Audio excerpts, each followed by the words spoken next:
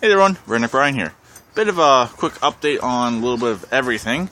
As you can see, the GT6 is back on all fours. More on that in a second. And the Kubota is up on jack stands. I now have 4 jack stands. I went to Princess Auto last weekend and bought a couple more, and I bought a few other small things. And over here, the Murray looks a little bit different. No tires. The seat's gone. I sold that. I don't know if I made a video about that. And let's lift the hood. No more engine. I sold the engine out of it last night. I sold the front tires and the seat last week. Of course, as soon as I want to make a video, there's the train and the wind. But anyways, this tire here is off the Murray. It's a good tire. I know it's a turf, but it's still a really nice tire, no cracks. It's also already tubed, both of them. There's the other one right there. So these ones will be going on the Kubota. I figured out I'm going to be dropping the frame. I believe it's 3.5 inches, 3.5 or 4.5 inches. I forget what it is offhand. You can actually get a better look of how I'm going to do this with it sitting like this. That plate right there that comes out each side, I'm going to take that, put it up to the top of the frame, and then put a piece of 3/4 inch tubular steel on top to give it a little bit more of a drop.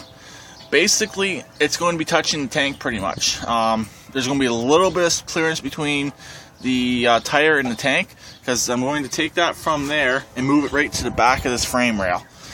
That plate there is going to be pretty much in line with the back of the frame on this tractor. So I can't do it today. My stepdad is sleeping and I don't want to make too much noise. So anyways, that's what's looking at on this. I'm going to pull out this transmission in a little while. I can do that stuff. I just can't do anything too noisy. So that's just a quick update on this here. Then I'm probably going to start it up tomorrow. I probably started today, but I'm not going to bother. It's really quiet, which I like. And just want to drain the fuel out of the fuel line and the fuel pump. So I don't know how long this process is going to take. Also, quick mention, I will be able to raise the rear fender and pan up a little bit. Up at the front, it's almost on like a hinged mount, so it does have a bit of give, so I can get a little bit more height out of the back end. So that will help with my gas tank tire clearance. GT6, as you can see, it's on all fours. It's pretty much done. I gotta do the wiring still. Let me lift the hood for you. The red wire is the brake light.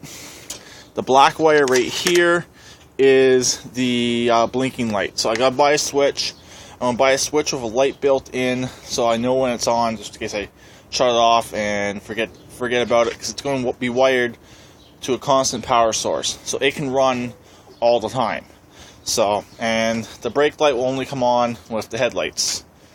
So, and as you can see, I got it really close to the tires. I noticed that yesterday when I was putting the tires back on. So what I'm going to do is come across right here and right here on each side and cut that off. Give me a little bit more tire clearance, which will work out pretty good, and it won't take away from the look of this. Or I was just thinking, come across right here and basically get rid of this handle right here. So, and I sat on it, it can handle quite a bit of weight. So I'm 200 pounds and it didn't even flex. So I'm confident that it will actually work out pretty good. Like I said before, the bin will be going on it. So you can probably hear Shania is out here, and Emily loves her dogs right there. Shania, as you can see, is getting big. She's a little over a year now. So, and her mummy actually just had another litter of puppies. So, pretty funny. Almost on Shania's first birthday, her mummy had a litter about a week later or so. So, anyways, that's pretty much it for all of this. There's no real other major update. I gotta do an oil change on the 4x2. I'm going to change the oil and filter on this. I'm sorry, the filter as well on the 4x2. I will probably end up putting the oil pressure gauge in as well. When I do the oil change, might as well. The remainder parts on the Murray, it's got to pull the Peerless transaxle and probably just the wiring and solenoid.